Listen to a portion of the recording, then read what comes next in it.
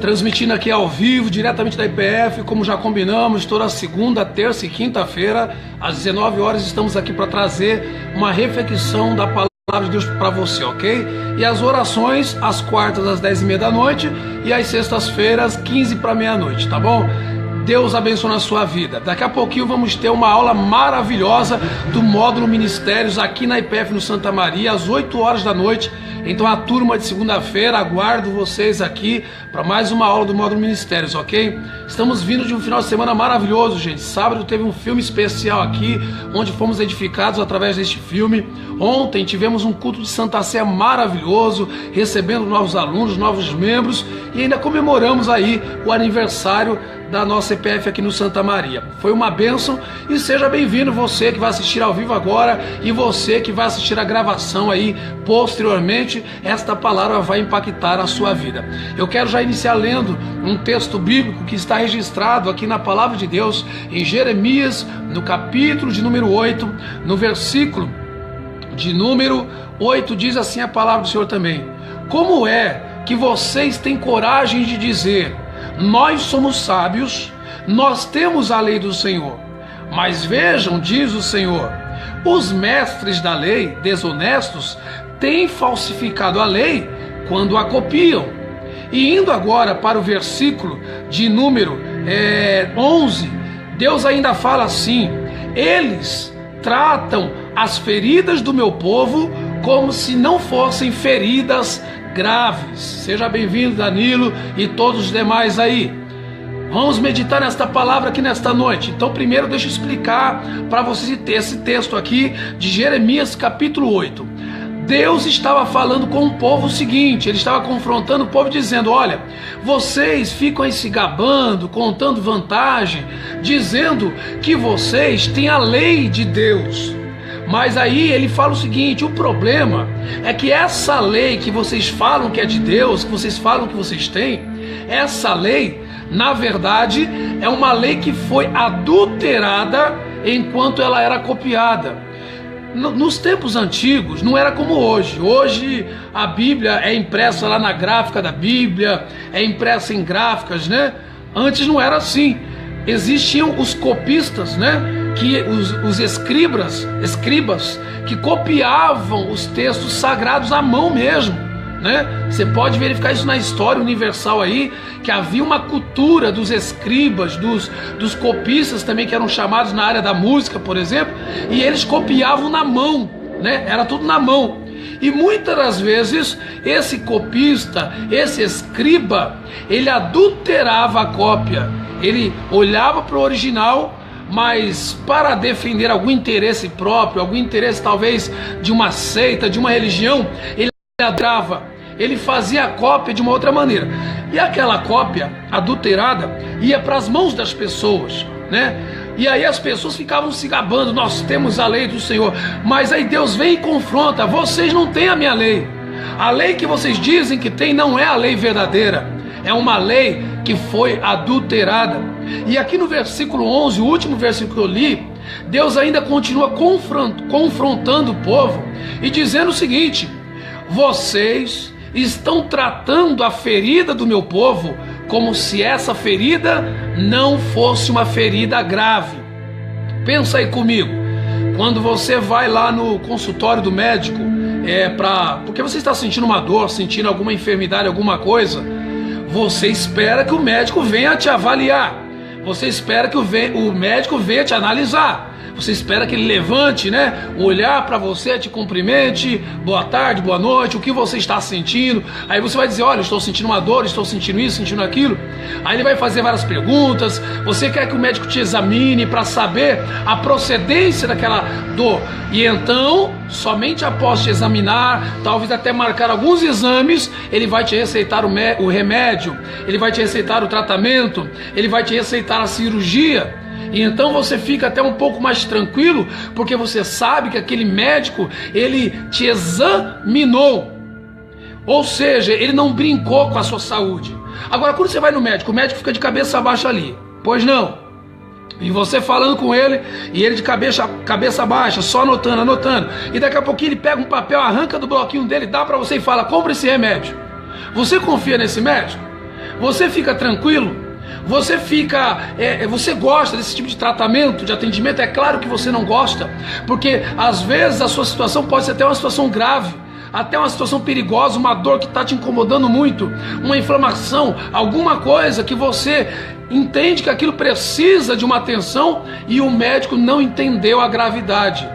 Deus está falando exatamente disso aqui. Ele está falando, esses profetas, esses pastores, esse povo não está caindo a ficha que a ferida deles é grave. E agora eu quero falar de duas coisas com você. Eu quero falar de dois tipos de feridas. Feridas graves que estão na vida das pessoas e que as pessoas não estão se tocando, não está caindo a ficha de que essas feridas são graves. A primeira ferida que eu quero falar nesta live de hoje é a ferida chamada pecado. Quantas vezes eu vou atender pessoas para oração, a pessoa me procura, reverendo, ora por mim, eu não aguento mais essa luta, esse desemprego, essa doença, esse problema no meu casamento, e a pessoa conta toda aquela novela triste, aquela história difícil, que é uma história real, ela está sofrendo realmente. Só que aí, eu como um bom pastor, eu procuro fazer perguntas, eu procuro fazer um diagnóstico do que está acontecendo com aquela pessoa. E na grande maioria das vezes, 99% das vezes, quando eu converso com aquela pessoa, eu percebo que o problema daquela pessoa não é a doença, não é o vício que ela está me contando ali na hora, não é a separação do casamento que ela está me dizendo ali na hora, não é aquele processo na justiça que ela está me contando ali na hora. Não é. O problema dela é o pecado, porque é o pecado que ela se envolveu, é o pecado que ela praticou, é o pecado que ela vem praticando já há anos, que está abrindo a porta para aquele problema na justiça, para aquela doença, para aquele câncer, para aquela separação no casamento, para a depressão, para a síndrome do pânico, para desejo de suicídio, para todas essas maldições que tem vindo sobre ela. Mas às vezes aquela pessoa não está tratando o pecado como se ele fosse grave. Ah não, quem é que não peca? A pessoa diz. Ah, reverendo, nos dias de hoje, quem é que não peca, reverendo? Todo mundo peca. Sim, mas eu já ensinei aqui na escola e já falei em uma das nossas lives que existe uma diferença entre o pecador e o ímpio. Pecador, todos nós somos, todos nós. Pensa aí no pastor, no padre que você acha mais perfeito. Ele é pecador, ele tem pecados. Pecador, todos nós somos realmente. A palavra de Deus diz que não há um justo sequer sobre a terra. Nós apenas podemos ser justificados por meio de Jesus Cristo. Mas existe o ímpio. Quem é o ímpio? O ímpio é aquele que comete pecado, sabe que está no pecado, sabe que aquele pecado é errado e não quer se arrepender, não quer mudar, e gosta do pecado mesmo, quer viver daquela maneira. Esse é o ímpio. E este ímpio, ele não está caindo a ficha ainda, não está se tocando, que é por causa desse pecado, é por causa dessa impiedade que talvez ele está desempregado, viciado, com câncer, doente, a mulher foi embora com outro, o marido foi embora com outra, a vida está de ponta cabeça. Ou às vezes está em depressão, às vezes está com síndrome do pânico, às vezes está com desejo de suicídio, tem pesadelos à noite, tem insônia e uma série de outras coisas, e a pessoa não cai a ficha. É o que está dizendo aqui o texto. Deus está dizendo assim: estão falsificando a minha palavra, e vocês dizem que tem a minha palavra, mas a palavra que vocês têm é uma palavra mentirosa, uma palavra que copiaram do jeito errado para você, dizendo para você que não tem problema você viver nesse pecado aí não, que Deus te ama. Sim, Ele te ama tanto que Ele morreu na cruz por você antes de você se arrepender do seu pecado. Aleluia! Para você ver como que Ele te ama. Mas se você decidir continuar vivendo no pecado, sabe o que vai acontecer? As maldições virão sobre a sua vida, as derrotas virão sobre a sua vida. Seja bem-vinda aí, Tatiana, José Ciliel, Morgana e todos os demais. Sejam bem-vindos em nome de Jesus. Eu quero falar da segunda ferida. A primeira ferida que eu mencionei para você, que é grave e que as pessoas não estão se tocando, não está caindo a ficha de que é grave, é o pecado. Seja bem-vindo, Marluce. Mas agora eu quero falar da segunda ferida, que é a principal que eu quero destacar agora nessa live aqui. Eu quero falar com você a respeito da ferida chamada diabo. Diabo, é isso mesmo. Eu quero falar do chifrudo, do rabudo, chama ele de como você quiser. Tinha uma obreira na igreja que chamava ele de peludinho, porque ela dizia que não era legal chamar ele de diabo, de Satanás, então ela falava de peludinho. Bem, não sei como você quer chamar ele, ok? A palavra chama ele de diabo, então eu vou usar esse termo aqui, ok? A segunda ferida, que é grave, que está no meio do povo, se chama diabo, mas muitos não estão caindo na ficha. Por quê? Principalmente crentes religiosos, crentes de igrejas religiosas que vivem na religiosidade, eles não acreditam no diabo. Eles falam assim: não, que é isso? Eu fui salvo por Jesus Cristo, o diabo não tem poder nenhum sobre a minha vida, está amarrado em nome de Jesus. Eles falam assim porque copiaram errado para eles. Agora, deixa eu te falar uma coisa: se o diabo não fosse uma coisa grave, por que lá em Efésios capítulo 6, a palavra de Deus vai dizer para mim e para você, para nós nos revestirmos de toda a armadura de Deus, para que possamos resistir no dia mau? Se o diabo não é uma ferida grave, não é um problema grave, por que a palavra vai nos dizer lá em Tiago, capítulo de número 4, vai nos dizer para nós lá no versículo 7, para nós resistir ao diabo e ele fugirá de vós? Por que a palavra iria falar isso? Outra coisa, se o diabo não é uma ferida grave, por que Jesus já não deu um jeito nele, não resolveu? Quando Jesus encontrou com ele no deserto, conforme a palavra nos conta lá em Mateus capítulo 4, sobre a tentação no deserto, você lembra que o próprio capeta apareceu para Jesus e ficou trocando uma ideia com Jesus, ficaram conversando um tempão. A Bíblia, você sabe que ela é apenas um resumo, ela não dá todos os detalhes. Aquela tentação ali não aconteceu de uma vez em um minuto, não. Quando você lê na Bíblia, você lê o texto em um minuto, mas aquela tentação durou vários dias, foram várias ocasiões, o diabo vindo até o nosso Senhor Jesus e tentando ele: se tu és o Filho do Deus vivo, por que você não transforma essas pedras em pão e mata a sua fome? Se tu és o Filho do Deus vivo, por que você não se joga daqui de cima do templo abaixo? Porque o teu Deus vai te segurar. O teu Deus, ele não vai deixar você morrer lá embaixo se quebrando nas pedras. E por último, se tu és o Filho do Deus vivo, por que você não se prostra e me adora? Porque olha só, eu sou o dono de tudo, eu sou o dono desse mundo, e se você me adorar, eu também te dou esse reino, eu te dou uma parte desse reino, eu divido a minha glória com você. Então eu te faço uma pergunta: se Satanás não fosse uma ferida grave, por que Jesus deixaria ele sair daquela tentação do jeito que ele saiu? Porque quando Jesus disse para ele: vai-te, Satanás, porque eu te digo, só ao Senhor Deus adorarás, só a Deus prestarás culto, ele não destruiu o diabo, ele não matou o diabo, ele não aniquilou o diabo ali, ele somente expulsou o diabo. Depois os anos se passaram, Jesus morre na cruz do Calvário, e nos 3 dias que Jesus fica morto, que o seu corpo fica morto dentro do túmulo, dentro do sepulcro, em espírito, Jesus Cristo desce ao inferno, e aí ele tem um novo encontro com o diabo, só que agora é um encontro em espírito, e agora é um encontro cheio de poder, porque Jesus não pecou, aleluia, Jesus venceu o pecado, então ele não devia nada para o diabo, ele não tinha rabo preso com o diabo, então ele desce em espírito lá no inferno, e diz a palavra de Deus que ele prega aos espíritos em prisão, ele pega os demônios, amarra eles, despoja eles dos seus poderes, das suas autoridades, expõe eles publicamente, toma as chaves da morte e as chaves do inferno, e aí ele leva cativo o cativeiro, e ele ressuscita ao 3º dia.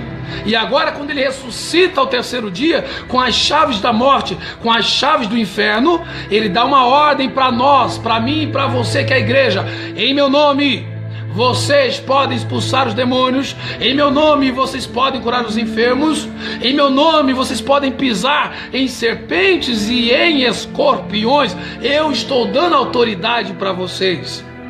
Esse é o erro dos religiosos. Jesus, ele não aniquilou o diabo, ele vai aniquilar o diabo no final de tudo. Diz a Bíblia Sagrada em Apocalipse que chegará o dia quando Deus for criar novos céus e nova terra, e aí sim ele de uma vez por todas irá aniquilar o diabo, o anticristo e o falso profeta, a besta, o anticristo. Aí sim ele será aniquilado. Mas por enquanto, eu e você precisamos usar a autoridade que Jesus nos deu no nome dele e botarmos o diabo para correr. É por isso que nessas igrejas religiosas você vê o povo tá lá cantando no coral, tá lá tocando na orquestra, é mulher do pastor, é mulher do diácono, mas tudo lascado, morrendo com câncer, morrendo com doença. Aí chega no culto de domingo à noite, tem uns pedidos de oração lá no púlpito. Vamos orar pela irmã Zezinha que está morrendo. Vamos orar pelo irmão Zezinho que está lascado na vida. Vamos orar pelo irmão Frederico que está morrendo.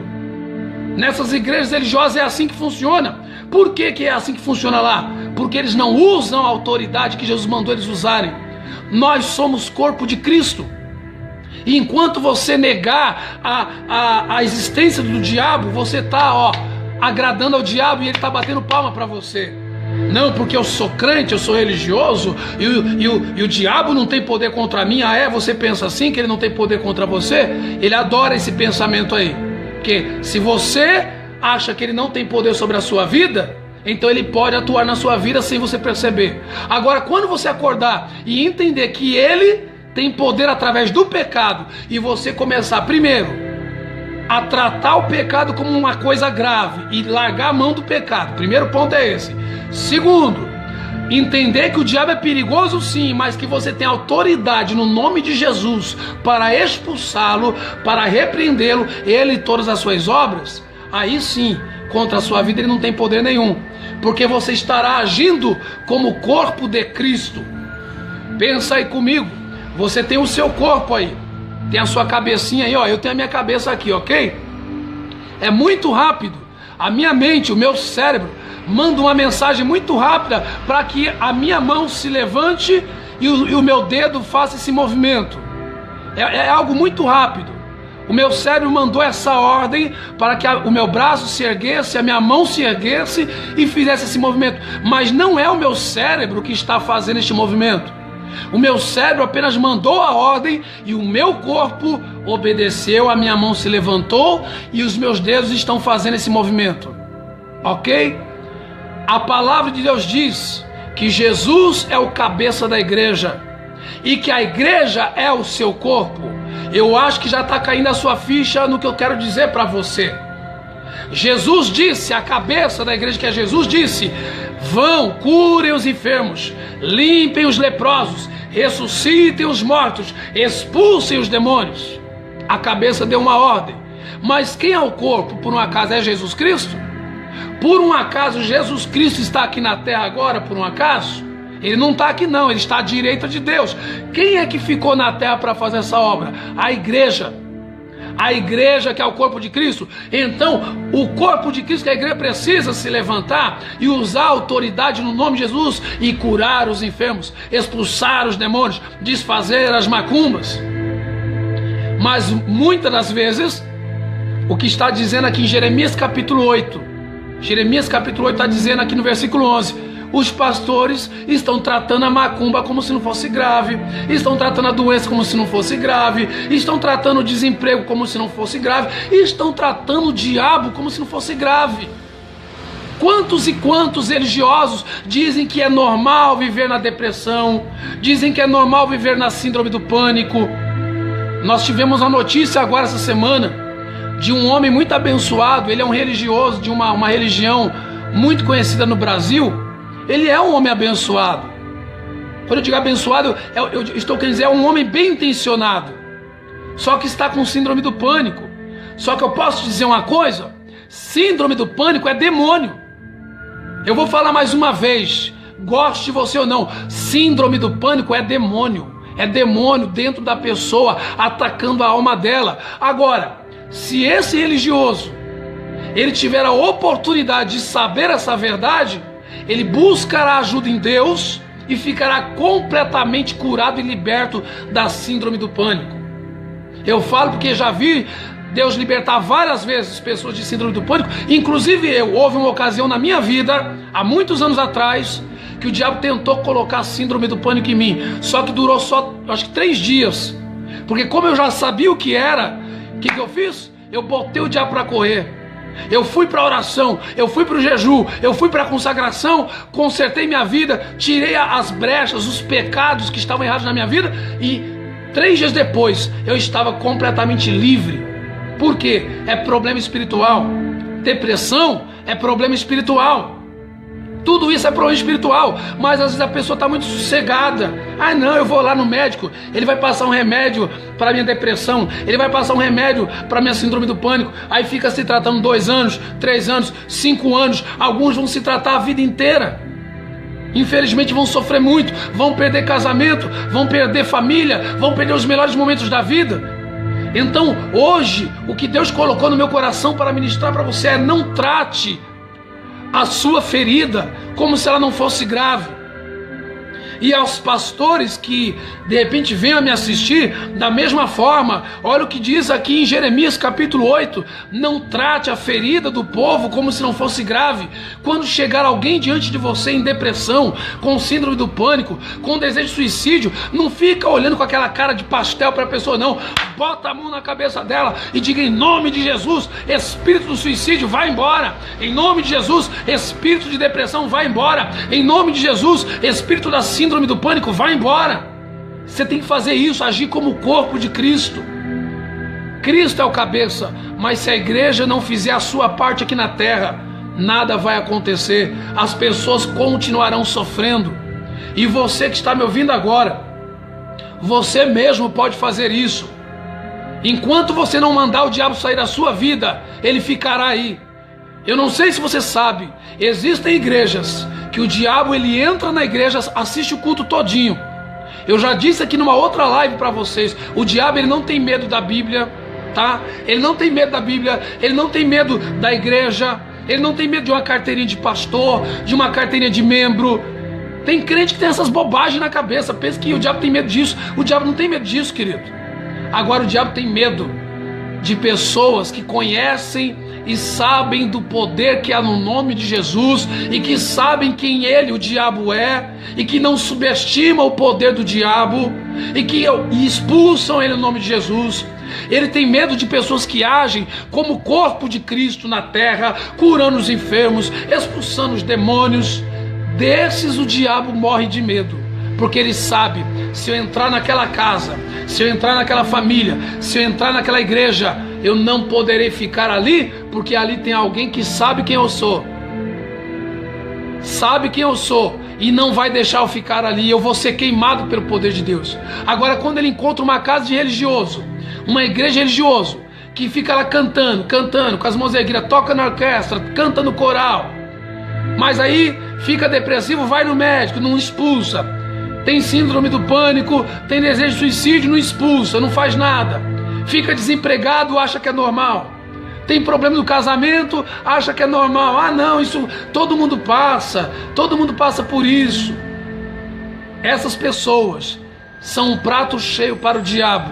Ele adora esse tipo de gente, ele adora esse tipo de casa, ele adora esse tipo de igreja. Então eu deixo para você principalmente esse texto de Jeremias capítulo 8. Não trate a ferida como se ela não fosse grave. E não mude a palavra de Deus. Lembre-se de Efésios 6. Revista-se de toda a armadura de Deus, para que você possa resistir no dia mau. Capacete da salvação.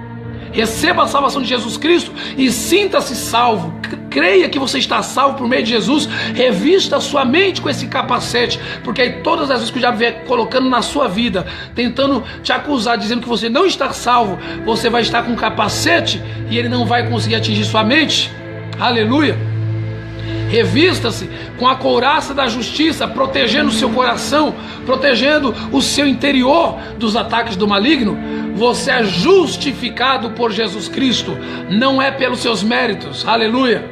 Muitas das vezes o diabo virá contra você dizendo: você não presta, olha o que você fez, olha o que você falou, olha como você agiu. Aí você vai olhar para ele com a sua couraça da justiça e você vai dizer: Satanás, realmente eu sou pecador mesmo, realmente você tem razão, só que eu sou justificado pelo sacrifício de Jesus na cruz do Calvário. Aleluia, couraça da justiça. Você precisa usar o cinturão da verdade. Cinturão é para segurar a roupa, não é para a roupa não cair. E a verdade, ela segura a sua vida. Quando você anda na verdade, você dorme tranquilo, você coloca a cabeça no seu travesseiro tranquilo, porque você sabe que você não deve nada para ninguém, você sabe que você não deve nada para o diabo, e se ele tentar te atingir, você sabe que ele vai perder. Então use o cinturão da verdade para resistir ao diabo. Ande na verdade, para de mentir para os outros, para de mentir para o marido, para a esposa, para de mentir para você mesmo. Calce os seus pés na preparação do evangelho da paz. Quando você fala de calçar os pés, você está falando de prosperidade. Porque se você fizer um teste aí agora, você tirar o seu sapato e sair na rua, você perceberá que você não conseguirá andar muito rápido, você não conseguirá correr. Por quê? Em alguns momentos você vai pisar em pedras, em momentos você vai pisar em barro, no lixo, você pode até mesmo pisar num caco de vidro, num prego e machucar os seus pés. Então, por essa razão, quando você estiver descalço, você vai andar mais lento, você vai andar mais devagar. Mas se você estiver calçado, com seus pés calçados, você vai correr, você vai andar rápido. Então Efésios 6 diz: calce os seus pés na preparação do evangelho da paz. Prepare a sua vida no evangelho da paz, para que você possa correr velozmente, para que você possa prosperar, seguir em frente, sem que o diabo possa te parar. E para finalizar, use o escudo da fé e a espada do Espírito. Com o escudo da fé, que são as promessas de Deus, todas as vezes que o diabo tentar te fazer duvidar daquilo que Deus te prometeu, você vai pegar o escudo, vai colocar a promessa de Deus aqui na frente, e então aqueles dardos do maligno não terão poder sobre a sua vida. Com a espada do Espírito, você sai do campo de defesa, porque diz o ditado que time que só fica na defesa acaba perdendo. Com a espada do Espírito, você vai para cima do diabo. Você começa a atacar: diabo, está escrito, eu e a minha casa serviremos ao Senhor. Diabo, está escrito, o Senhor já supriu todas as minhas necessidades em glória por Cristo Jesus. Diabo, está escrito, podem 1000 cair ao meu lado, 10.000 à minha direita, mas eu não sou atingido. Você começa a atacar agora o diabo, e sabe o que vai acontecendo? O que diz lá em Apocalipse: as portas do inferno não prevalecerão contra a igreja do Senhor. Aleluia. Quando você ataca o diabo só tem um caminho: voltar para o inferno. E não ficar dentro da sua casa, não ficar dentro da sua igreja, não ficar no meio da sua família. Quando você sair da defesa e partir para o campo de ataque, você começará a ver o poder de Deus se manifestando na sua vida, e o diabo não terá mais poder sobre você. Amém? Que Deus te abençoe. Esta foi a palavra desta noite para o seu coração, e amanhã eu estarei de volta. Aleluia. Estarei de volta, permitindo Deus, no mesmo horário, às 19 horas, com mais uma palavra para te abençoar. Fiquem todos com Deus, em nome de Jesus.